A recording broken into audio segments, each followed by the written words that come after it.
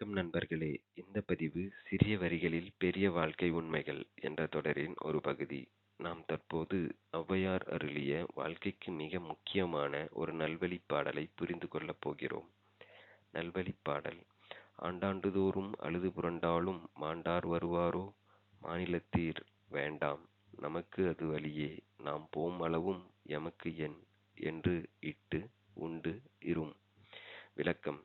இறந்தவரை நினைத்து வருடக்கணக்கில் அழுது புலம்பிக் கொண்டிருந்த போதிலும் அவர் ஒருபோதும் திரும்பி வரப்போவதில்லை.